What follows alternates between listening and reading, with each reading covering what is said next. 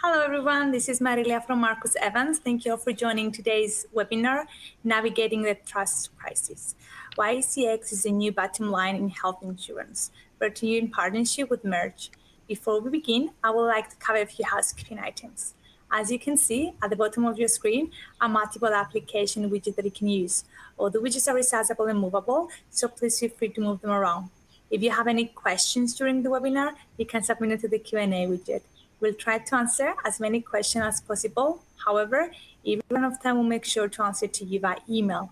If you have any issues navigating the platform, you can click on the help widget. It will help you establish any connection problems or help you moving around the widget.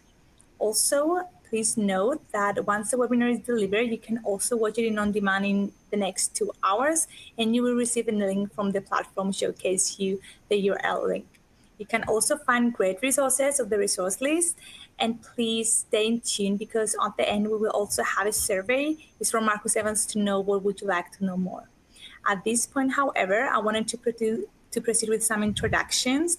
I want to introduce our moderator for today. We have Pat McGloin, Managing Director, Health and Life Sciences at Merge. Pat, would you like to take the stand? Hello, everyone. Thank you for that introduction, Marilia. Looking forward to a really exciting conversation today. And with that, I would like to introduce our two guests. Jay, would you like to introduce yourself? Sure. Thanks, Pat. And apologies in advance. I'm dealing with a little bit of a cold, so my voice is a bit raspy, and you'll see me sipping tea. But I'm Jay Driggers. I'm the Vice President, Chief Experience Officer at Horizon Blue Cross Blue Shield of New Jersey. Essentially, my role is to lead and drive our CX focus for the organization, including our strategy, our voice of the customer listening program, as well as our human-centered design team and our digital teams. So excited to be here today. I'll pass it over to Katie. Thanks, Jay. I am Katie Lucas. I am the VP Group Experience Lead at Merge, and I steer our experience strategy efforts for the payer category. That includes looking at things like journey mapping, research, really digging into understanding customers, building listening programs, putting together personas, doing advanced segmentations, etc. I have had the exceptional pleasure of working closely with Jay and with Horizon. So I'm very excited to be taking the virtual stage here today with him. Excellent. Let's dive in. So just for a little context setting, it's no secret that we have a trust crisis, and it's actually not just in health insurance. I'd say it's in our society right now, but nowhere is that more acute than in the health insurance space. Everywhere we turn, we see challenges that are undermining trust in this industry.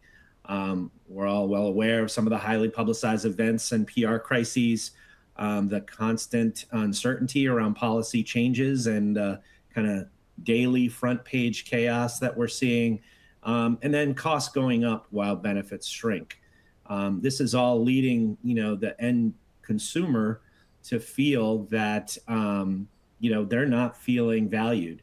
Only 30% of health plan members say their health plan is a trusted partner in their health and wellness. And that was a J.D. Power survey from earlier this year. And so what we're going to talk about today is the power of a CX focused culture in restoring trust. And, one of the things that we wanted to stay grounded with as we go through our discussion is understanding that organizations that demonstrate how customer satisfaction is associated with growth, margin, and profitability are more likely to report customer experience success and are 29% more likely to secure those important CX budgets. This was a Gartner survey from 2021, but really getting that operational alignment around that member-centered mission is really that most important first step. I like to say that your brand is the promise and your experience is the proof. So when there's a disconnect between the promise you're making as a brand and the experience that you're delivering, it causes cognitive dissonance with your target audiences, in this case, prospective members. So we're going to dig into that a little bit today with Katie and Jay. And so with that, how do you start building a CX focused culture? Jay, you want to take a first crack at this one? Yeah, sure. There's a famous business adage, right? I believe it gets attributed to Peter Drucker, but not exactly sure if he's the original source. But what gets measured gets managed. And to me, I think there's a distinct difference between saying we're focused on member experience, customer experience, whichever terminology your organization uses. There's a difference between stating that you're focused on it and then actually measuring and tracking it. So I think for me, the number one starting point is to have the corporate buzzword, right? KPI, key performance indicator, or a North Star metric, some way to numerically and objectively track and measure and monitor how you're doing at experience, because we all operate in companies that are dashboard driven, KPI driven. And I think if you're not able to put CX on that same dashboard as every other metric, such as, looking at the financials, medical costs, quality, all of those other elements, you won't be able to move the organization as quickly as if you have a KPI in place. So for me, I think it's a critical, absolute, fundamental starting point to have a North Star metric. Yeah, and I'll chime in there. Jay, I couldn't agree more. And one of the things that we talked about in the lead up to this webinar is, there are always going to be significant data challenges for health insurance companies, and those can feel overwhelming when you start looking at creating that CX focused culture. And so that idea of not overthinking which North Star metric you choose, whether that's NPS, whether you have a custom member sat survey, whether it's something else, choose one and start tracking it. Just get started. If it's not perfect, that's okay. You can always update it later on. But the most important thing is kind of to put a stake in the ground, choose that North Star metric and start tracking against it, because that's how you're going to be able to prioritize what you move forward with. That's how you're going to be able to lay the foundation for building the member-centric culture, but also to communicate about it to other stakeholders, to leadership, building those dashboards. And that really, it doesn't have to be a terrifying step forward. It can be a small step forward that is the first step of many. Yeah, Katie, I just want to, I think you make an excellent point about don't let perfect be the enemy of good. I will tell you, over the course of my career, I have explored many different versions of metrics, whether it's the common ones, Net Promoter Score, OSAT. Effort is one that a lot of people talk about in our space as well. And another thing I've seen is a lot of blended, like they'll create sort of a blending of a few measures to come up with an index score.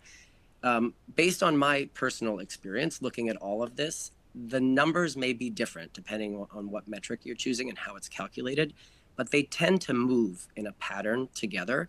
So for me, it is less about spending 4 years to try to build the perfect metric. It's really more about a measure that you can look at, track trend, and then really get below what's driving that score up or down. So don't be too obsessed with finding the perfect measure. I think there's imperfect in all of the measures, right? So that's a reality that we have to understand too. It's really about digging beneath it and understanding what's making it move in the direction that you want, or hopefully not moving in a direction that you don't want. But really, it's having that starting point and rallying the organization around that starting point.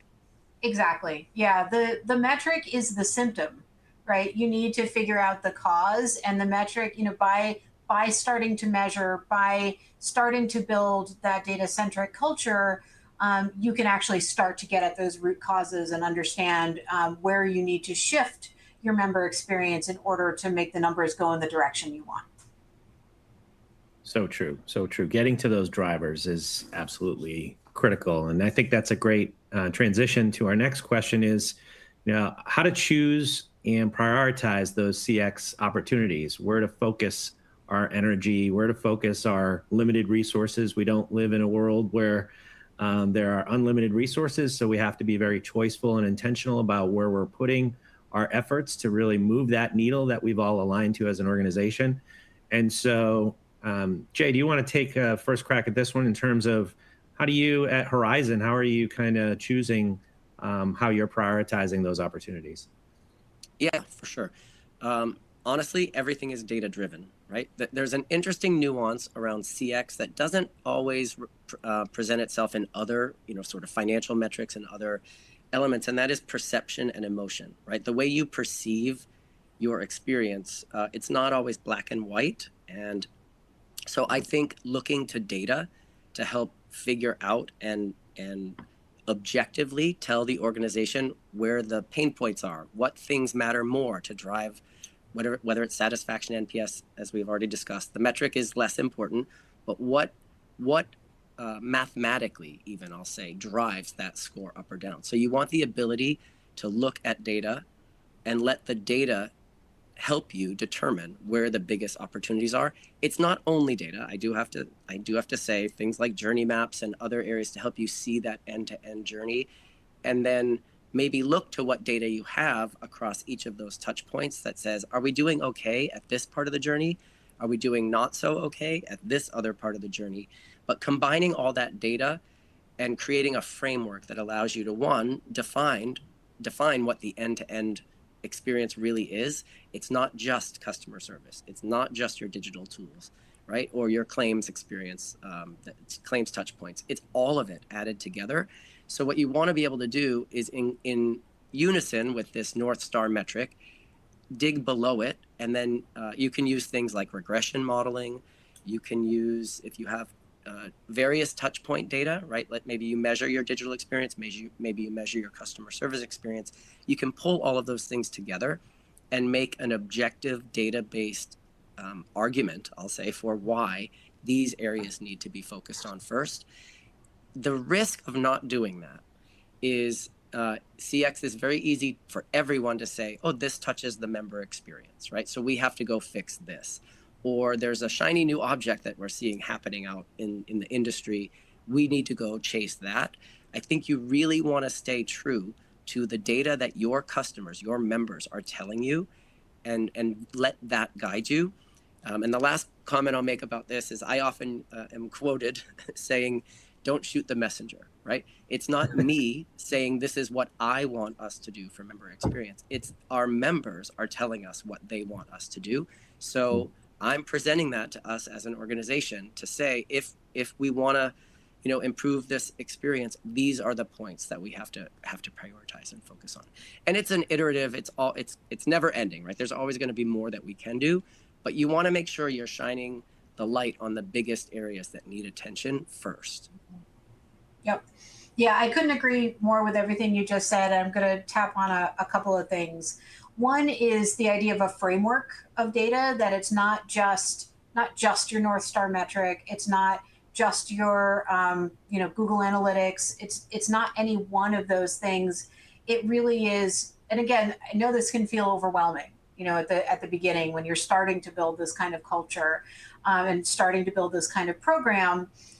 But just to start thinking about more than one source of information, think about research also, bringing that in and directly talking to members, directly talking to or surveying your member population, building a member panel. That's always really valuable.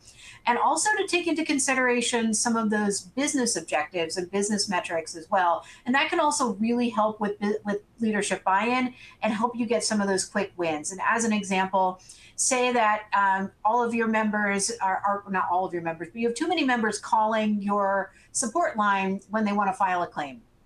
You've built what you think is a wonderful online digital claims submission and status experience, and yet for some reason members, maybe they start using it, but then they keep calling support.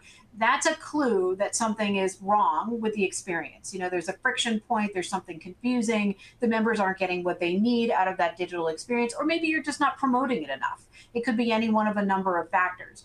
But when you key into something like that, where you can say, hey, we can immediately save money on the call center if we improve this digital experience and make it more seamless and intuitive, you can start building up those small wins as you are aggregating that broader framework, that data picture of how to prioritize in a broader way.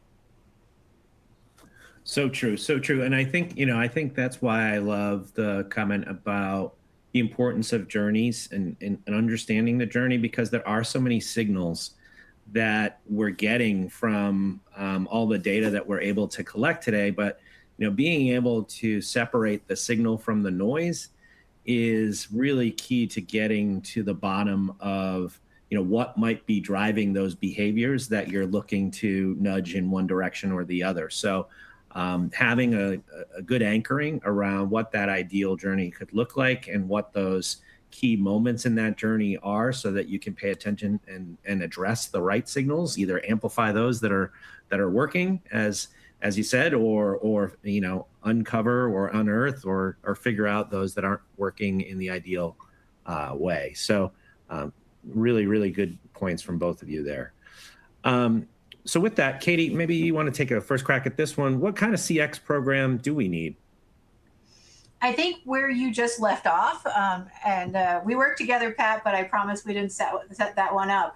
But getting to those journey maps, really digging in and understanding how your members are intersecting with and interacting with your experiences is really important. And one of the things that I hear from probably all of the payers that I've ever worked with is we want the members to come and engage with our platforms. The members generally don't want that. They want to interact with their health insurance company as little as possible. They see it as a very transactional relationship. They want to get in, get out, get their questions answered, get paid, make sure everything is working as it should be. And that's great. And those are the fundamentals. We really want to make sure that those basics are working, that they're trustworthy, that they're accurate. But in order to really foster that relationship, which has benefits not just to us, the health insurance companies, but honestly has real tangible benefits to the member and their health, if they do engage more deeply, if they do take advantage of incentive programs and wellness programs and really start to think about their goals and how they can use their benefits to their advantage. In order to do that, in order to accomplish that goal, we have to create a digital experience that the member wants to engage with, enjoys engaging with, is getting something out of, so that every time they visit our portal or our app or our website, they're coming away with something that they didn't have before they came. And that should be a positive experience. And that tends not to be what we hear from members about those digital experiences with payers. So really thinking about how, at an overarching level, how can we reinforce trust? How can we bring members into the fold of our digital experience in a rewarding way outside of the claims experience, outside of those very narrow transactional moments in their lives?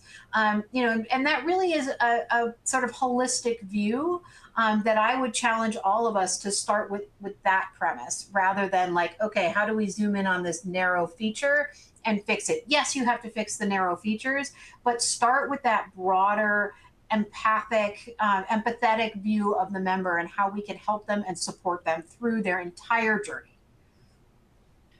Yeah, Katie, I wholeheartedly agree with that. I think, we can say journey maps, end-to-end journey, and it kind of sounds in the CX space, right? These are sort of common terms. So depending on where you are at attending this session, if you're, that might sound very basic, or that might sound like a place to get started.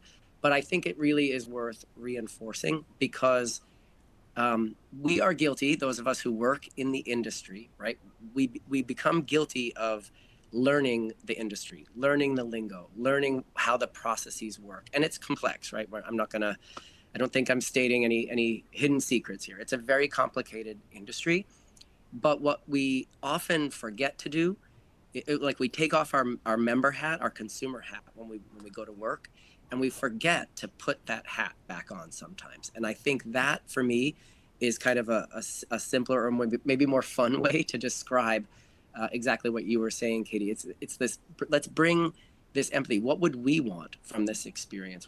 Why does it have to be this complicated? Can we make it simpler? So looking at that end-to-end view and starting there and understanding what your members want from you and from your experience, and not, I'm going to say over designing, or under designing, but focusing on the things that they really are telling you is critical.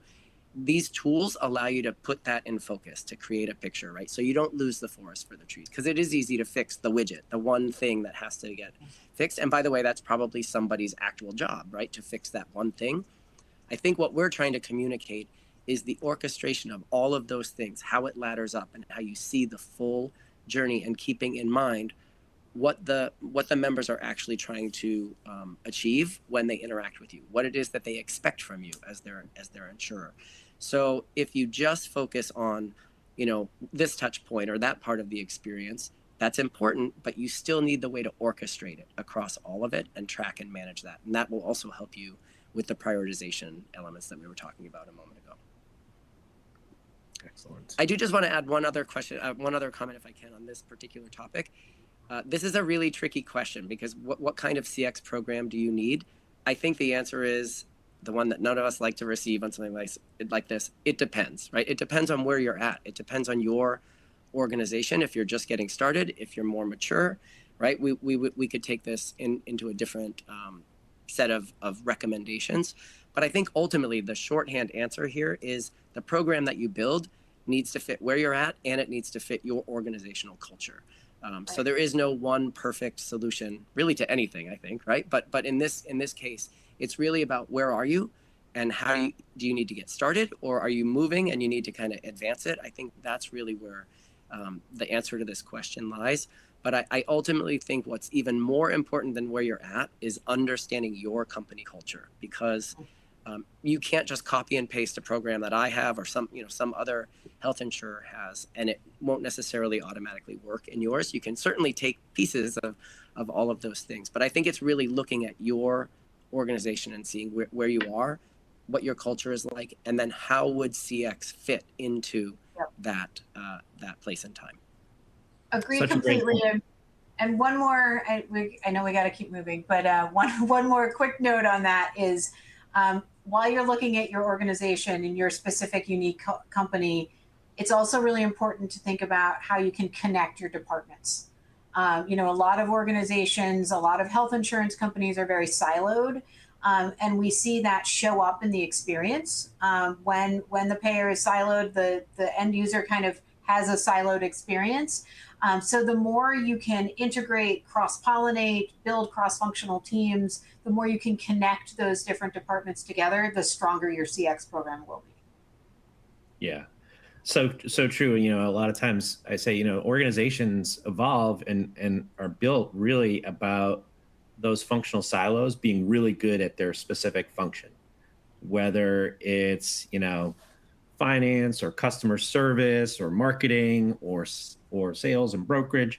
Those functions being efficient at what they do is a key to success for an organization. But when someone is going through a journey of interaction with your organization, they're not moving vertically, they're moving horizontally across those different silos. And so when there isn't effective cross-pollination, communication, and pathways across the groups, as Katie said, that's felt in the experience. So, which is a great transition to our next topic, which is listening to your customers is key. According to HubSpot, 42% of businesses do not survey their customers or collect formalized feedback. In health insurance, this lack of listening drives the industry's notoriously low ratings, where carriers struggle with average customer experience rating of just 53%. And that's the state of CX in health insurance done by Qualtrics. So with that, maybe I'll go back to you, Jay. What are the most important things to think about when building a listening program? Yeah, so we've talked about it a little bit, I think, with the North Star metric, right? You want to establish this overarching measure, but that is by no means the only sort of voice of the customer program or elements that you want to be able to understand and listen to your members. So there's absolutely this relationship. So if you're not familiar with this terminology, there's relationship surveys or relational surveys. That kind of measures overall, how are we doing? Then there are transactional metrics. So that would be, you just had a customer service interaction, right? Can you stay on the line and give us a little bit of feedback? Or in a digital interaction, could you give us feedback? How did we do? So the combination of these two types of measures, I think, is really important to create a full holistic picture. The third piece isn't actually getting direct feedback from a survey type program. It's looking at your own operational data.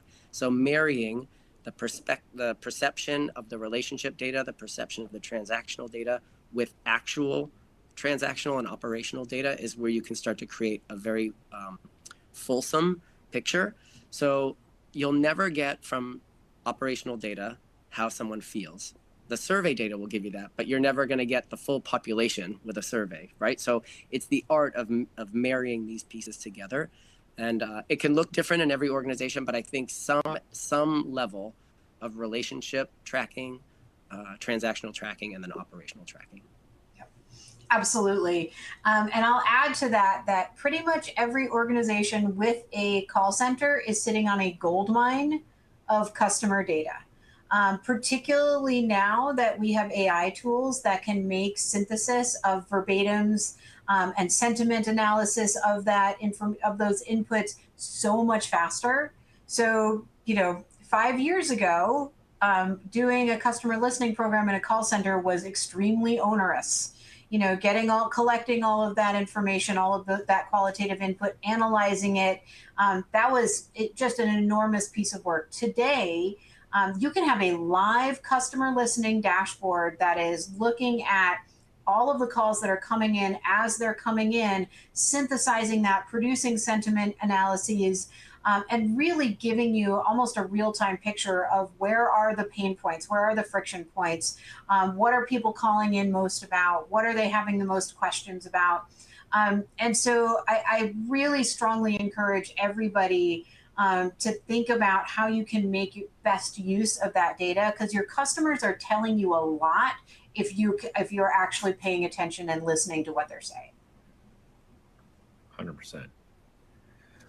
So you just kind of alluding to integrating your call center information into your CX initiatives. Maybe Jay, you can talk a little bit about how you're doing that real time at Blue Cross.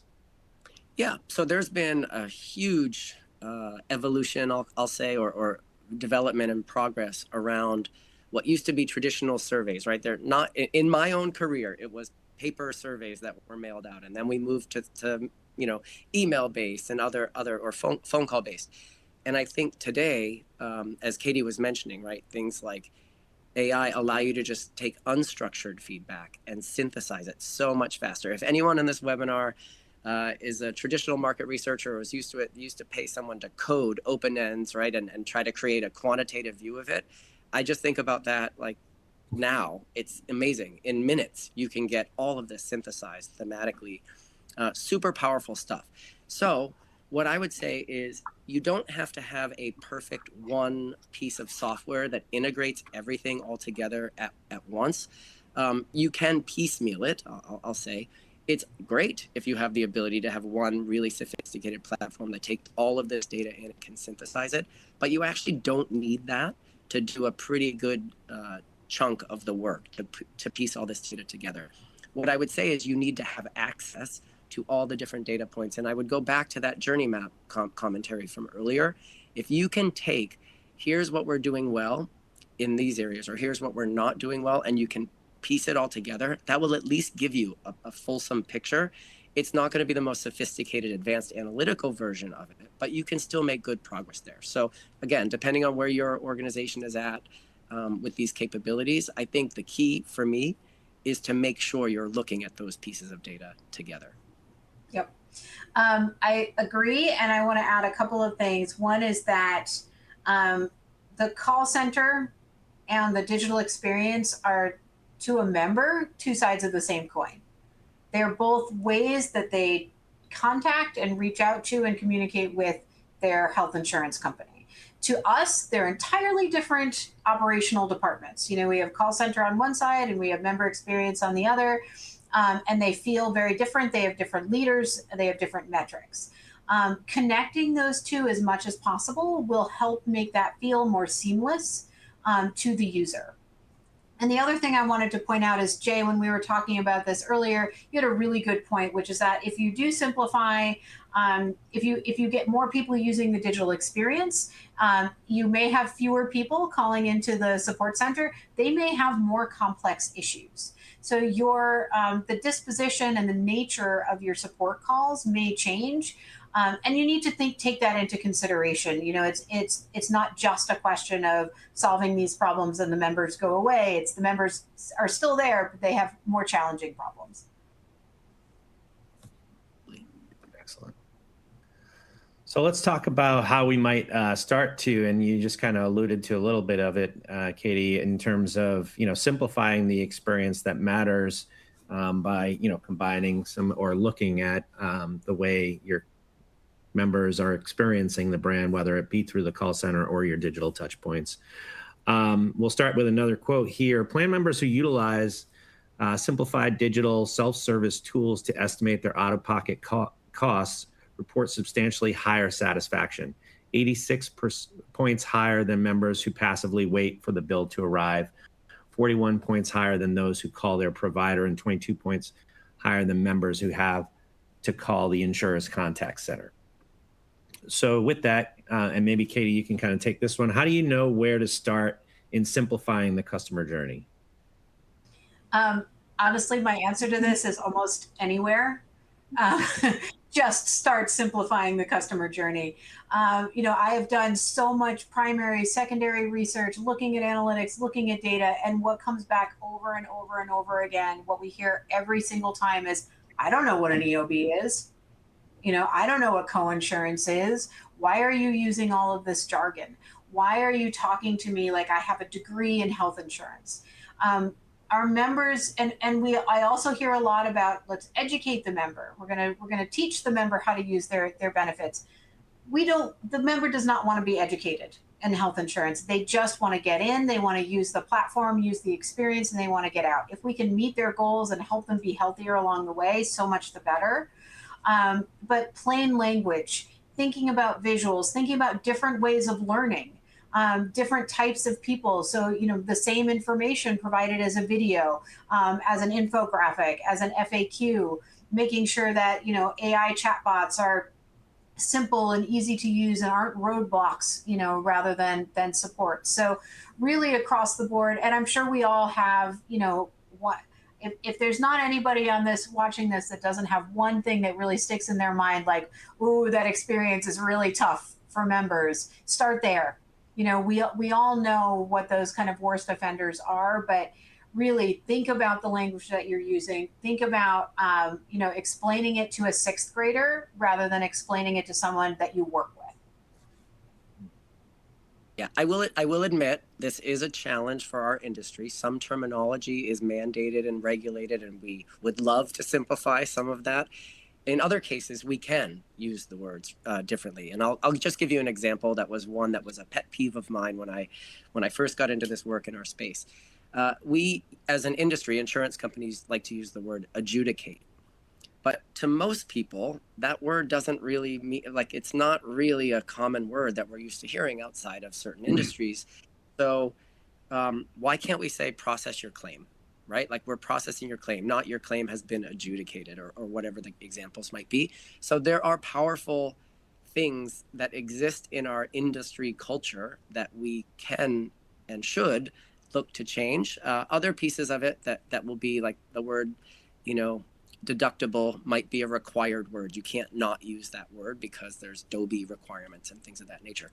But you can still work around all of this. And I think everything Katie said is spot on. It's not just in the language we use, but the language we use becomes it's almost omnipresent, right, in all of the experiences. So if we can even change the way we speak internally, right, that then makes its way out to the member. So again, I want to be clear here. It's not just using different, simpler language, but it's applying that mindset to all of the experiences. How can we make submitting a claim simpler, right?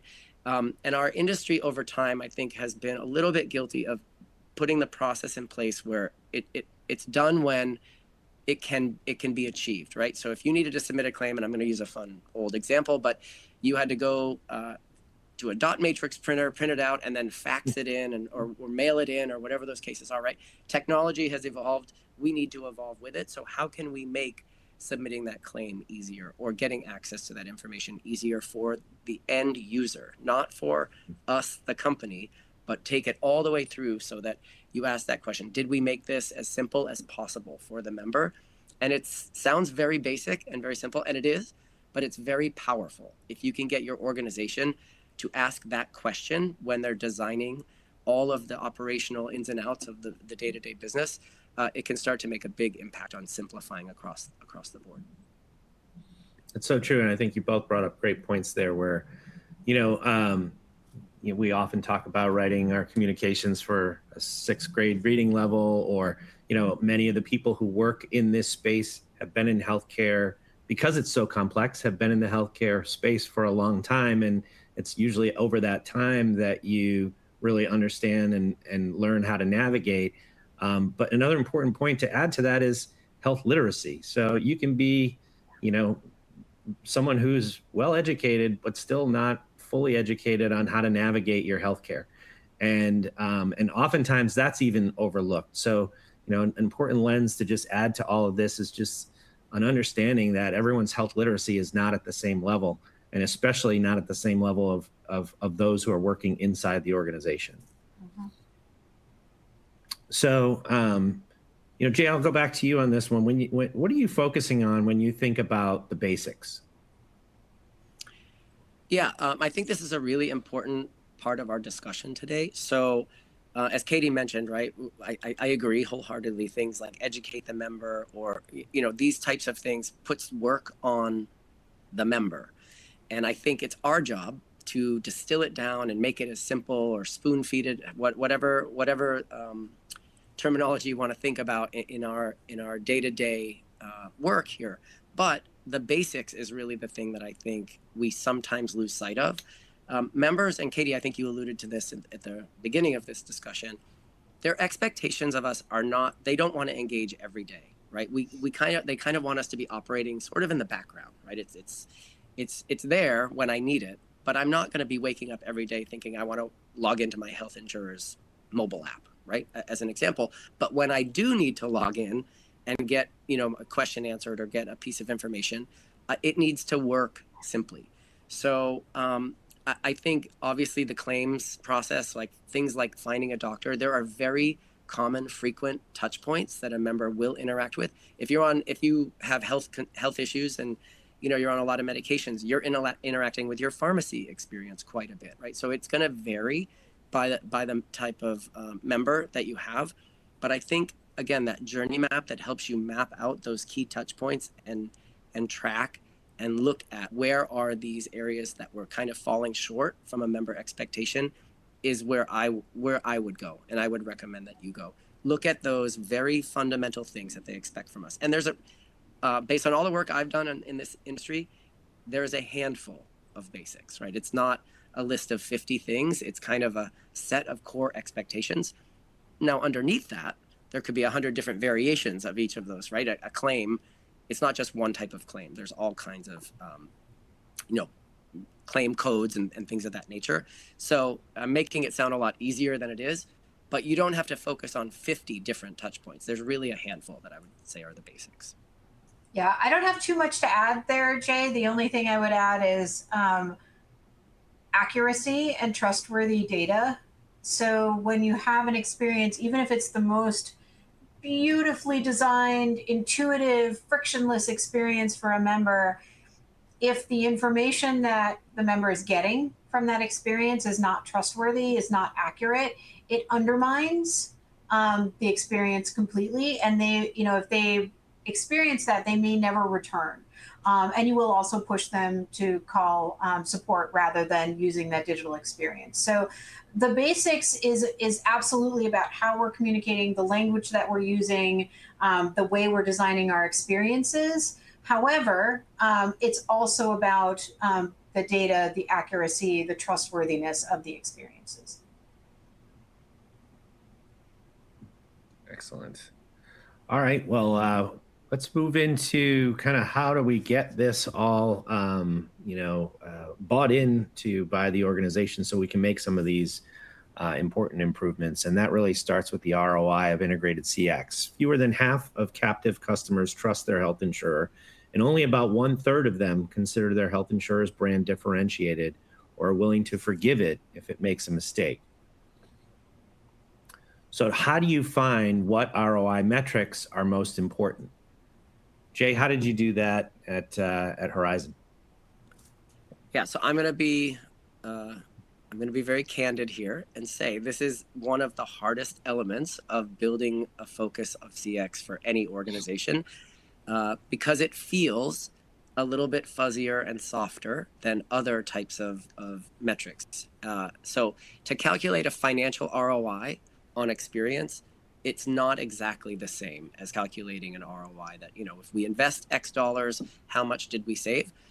But you can actually build business cases that focus on that. So my approach was looking at two different opportunities: quick wins, smaller, maybe not big, huge investments, but to prove the data is telling us this. Let's launch a pilot. Let's focus on this and see what happens, to show the organization that this cause and effect is real. If members tell you they don't like something and you can find ways to improve it and then show that it improves the scores, that's one way to kind of help that North Star metric. But the other is also, hey, we've looked at all of these areas where we have opportunity to improve and invest in the experience. Which ones of those are kind of what we would call a win-win, right? It'll improve the experience, but also reduce operational expense. So if it can reduce print, if it can reduce call volume, that's a real, I don't want to say low-hanging fruit, but that's a big area, right? You can save a lot of money if you address questions proactively, if you fix a pain point that's causing members to call in with confusion. So I would say anchor projects or priorities in one of those two buckets, a quick win kind of pilot, or something that will have an actual financial ROI return. And that will build the confidence for later when you need to cash in some of that goodwill and trust that you've built within the organization. There will be other experience touch points that you kind of just have to do that won't have a financial savings, but that are really dragging your North Star score down. But if you can get started and get the organization comfortable thinking about ROI frameworks the way they do today, then you can say, okay, and now we're at this stage where this is an investment that we need to make for these broader reasons that won't necessarily have cost savings, but it's trust, it's preserving retaining our members and things of that nature. Yeah, I agree very much with that. I also think, so, in the advertising world, when we run a brand campaign, for example, that tends to be much harder to prove the ROI for than when you're doing direct response. So I think, Jay, to your point, you need to start having the conversation about both kinds of ROI, the softer ROI that's a little bit longer term, and that more immediate ROI. And I think you're right that you kind of get permission to do that softer ROI work by delivering quick wins and by delivering pilot programs and getting some immediate feedback from marketers or from members. But I don't want us to lose sight of the fact that your experience is a big part of how your members are interacting with your brand. How your experience looks and feels and sounds is how your members see your brand. That is their experience of your brand, every day, every month, every quarter, however often they're interacting with it. It's much more impactful to your current members than a billboard or, a broadcast advertisement. And a lot of payers don't bat an eye at spending millions of dollars on advertising and marketing, even in a brand campaign, but might quibble over a much smaller investment on the experience side. And I just would want to challenge that, because I think how you show up in the market in your experience is so impactful to your brand and how your members and your prospects feel about your brand, and even beyond your members, the employers, that many of your members are employed by, also see and experience and feel all of this. So it goes above and beyond, yes, absolutely, those day-to-day metrics. That ROI is really important to prove, but I would push everybody listening to this to also engage in the conversations that might be a little bit more challenging about the broader view, the impact to the brand, the impact to even to member health. If we're doing, outcomes-based metrics that might take years to accomplish, but it could have an enormous impact on both your bottom line and your member health. So true. So, how do you deeply integrate ROI measurement into that CX practice? Katie, did you want to just continue your thought there? Sure, absolutely. And this is a very rich and fertile area, so I don't know that we're going to scratch the surface, but the most important thing, again, is just going back to that North Star and having that data-centric culture.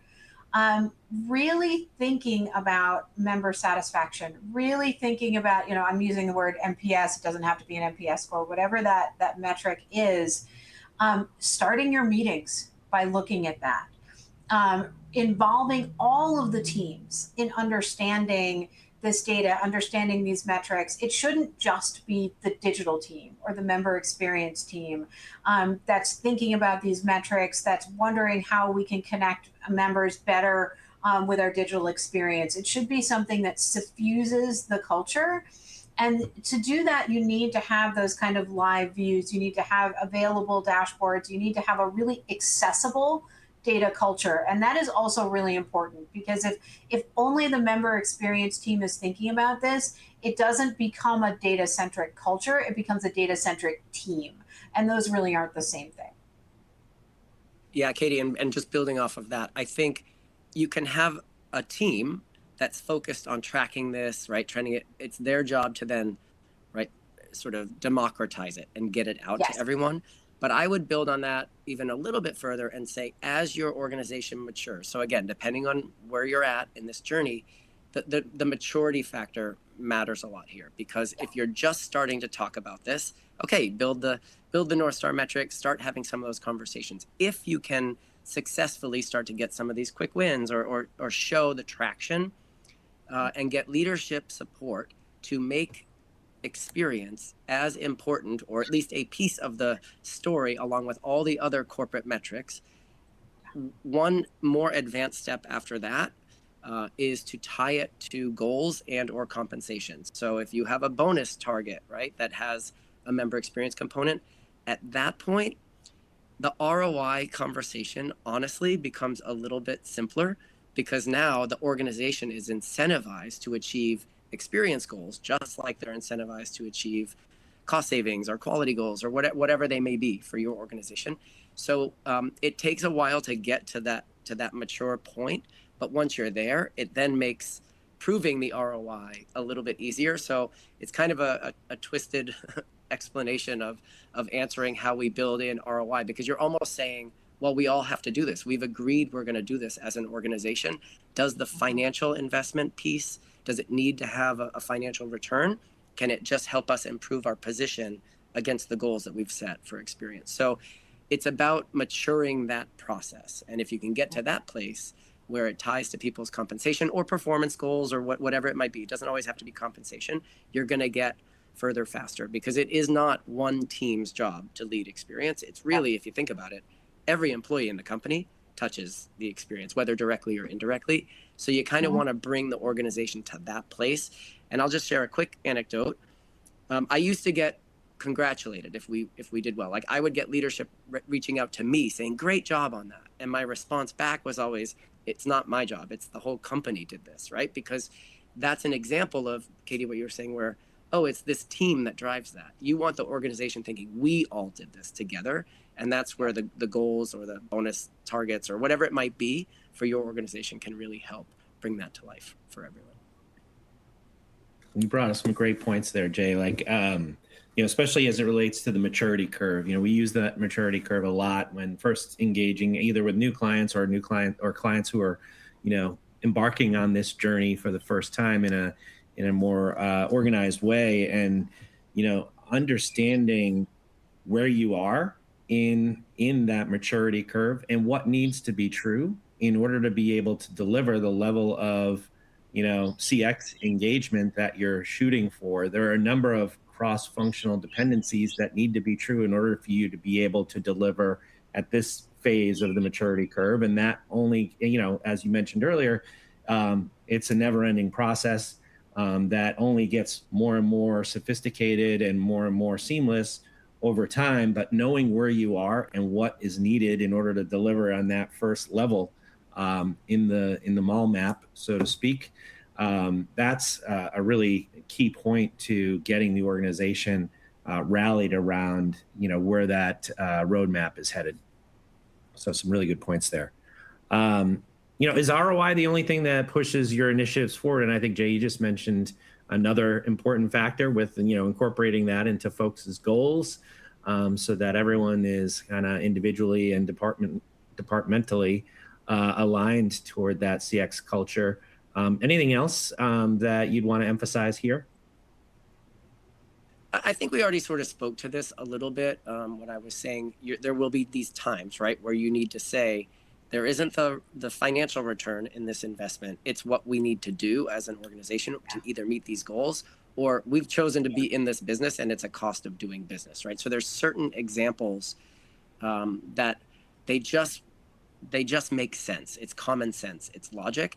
But I think this is in parallel with the maturity of your organization. Because if you can do this successfully over time, it will build a mindset in the organization where they won't just pick apart what is the financial return. It will be, oh, you're right, this is the organization that we're striving to be and the experiences that we're trying to deliver. So, but I will be very clear, ROI is going to be a challenge for every organization because we're all competing for limited resources and against many priorities. So I think it's really about getting it into that equation, getting it on par with many of the other metrics, and then from there, prioritizing against every other business priority. But I really just want to signal that it's helpful to start by showing that same format of the format that organizations are used to. If we spend this, we can save this and deliver a positive customer experience. That's going to build the groundswell. So if you're successful there, I think you'll be able to get to this last point where there will be times where you get to cash in that credit or equity and say it's just the right thing to do, or the data is telling us we have to do this without a financial benefit. Yep. Yeah, I don't have too much to add.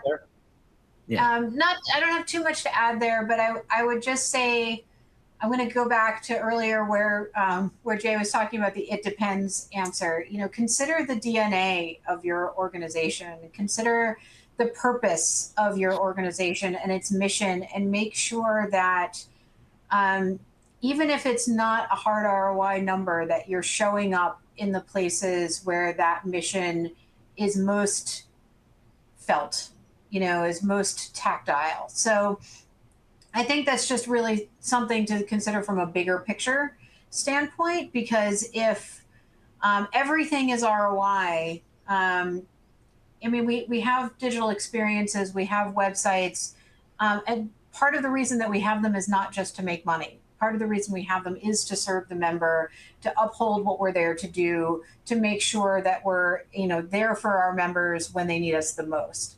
And there are those moments in there, those moments that matter most, that if we don't do a really good job at them, it's just bad.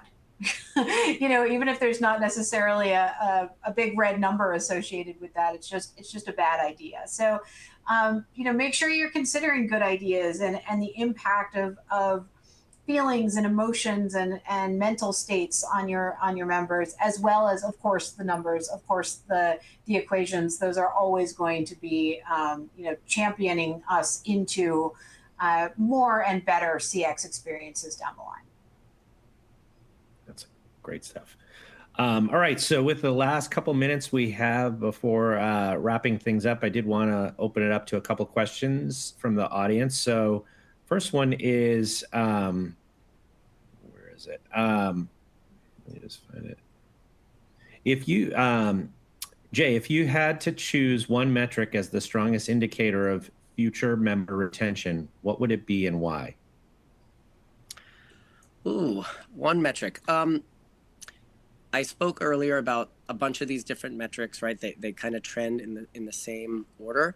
We have done some analysis, some advanced work to see if there are relationships between experience metrics and retention. And the quick, short answer is there is, but the challenge is depending on the type of customer. So if you get your benefits through an employer, and the employer makes a decision to move, you might love your health plan and want to retain, but right, so it's not always a one-to-one. Whereas if you buy directly, it's easier to do that analysis. And I will tell you the metric that was fairly powerful for us to explore was overall satisfaction. It was a simpler measure of if you're satisfied, you'll stay, right? So some of the other metrics have more complicated calculations, and they're all valid. But I guess my short answer there would be overall satisfaction. That's great. Keep it simple. Simplicity is key, yeah. So Katie, one last one before we wrap here. With AI everywhere, where does it generally, have you seen where it improves or has promised to improve the member experience, and where can it actually hurt trust? Great question. And there's a lot of answers to it. I think there is tremendous opportunity that very few payers are capitalizing on right now in terms of personalization, in terms of making the experience more dynamic, really follow that journey. You know, I think about members who are recently diagnosed with a chronic condition, and they show up, you know, after having been diagnosed with that chronic condition, they show up at their health insurance portal, and it's pretty much the exact same experience it was yesterday, even though we have so much information and help and support that we can provide. You know, building some real intelligence into our tools is a major opportunity for experiences. In terms of where it can hurt, and I know this isn't going to be the answer anybody wants to hear, but I will say AI chatbots. They can be done well, and they so often are not. A lot of times payers see an AI chatbot as a cost-saving, cost-cutting measure, and they kind of approach it in kind. What happens then is that the chatbot just frustrates members, and they wind up calling, and now when they're calling angry rather than calling, you know, with a very normal demeanor. So really think about AI chatbots, what their purpose is, making sure they're really well trained, they have the answers that they need, that they're able to transition a member easily to a human with all of the information that you've given them. So they certainly have their place. Members are perfectly happy to use an AI chatbot as long as it's not a frustrating experience, as long as it actually has reasonable information to give them. And accurate, helpful data. Right? Yes, accurate, helpful data. Yes, there's the theme for today, right? Yeah. All right. So why don't we just wrap things up here with a couple of the key takeaways. You know, health insurance members are 50% will cite poor experience as the main reason for switching insurers. So they're 2 times more likely to switch when the insurer isn't easy to work with, and 3 times more trusting when the insurer gives consistent and accurate information. So just kind of echoing a lot of what Jay and Katie have said on the call today. You know, this is an important way that you engage with your members, and really one of the most important ways that they measure you and how much you see them as a member. You know, a couple of final thoughts here. There is no one-size-fits-all program or metric that will work for all insurers. You have to build the CX practice that works for your organization and your members. As Jay said, you know, a CX-focused culture. Start with that North Star metric, but don't get too hung up on finding the perfect metric. Sometimes just picking something and starting to track it, building a data-centric organization is critical. You know, don't overcomplicate. You know, there sounds like there's been experience where, you know, no matter how complex you wanted to make the formula or algorithm, it's still correlated with the most simple formula. So keep that in mind. And with data as the foundation, you can start measuring the ROI of your CX initiatives, which will help you prioritize your opportunities to get that leadership buy-in. You know, oftentimes, as we mentioned on the call today, we're competing for scarce resources and focus and energy of the organization. So making sure maybe you get on that master KPI dashboard, and staying focused on those simple metrics that drive the greatest value is key. And your customers are your first, best, and most valuable and available source of data. And especially with the advances of AI, taking that unstructured data and being able to parse meaning out of it in a very fast and efficient way is a great unlock to really getting at the root of some of these CX opportunities. So just wanted to thank again our two speakers, Jay and Katie. This has been an awesome conversation, and I'll hand it back off to Marilia. I would also like to thank the panelists for this great insight and for the audience for submitting any questions. Also, if you would like MERS to reach out or to schedule a follow-up, please let us know. On behalf of Marcus Evans and MERS, thank you all for joining today's webinar, and we do hope you'll be joining next time. Thank you, everyone.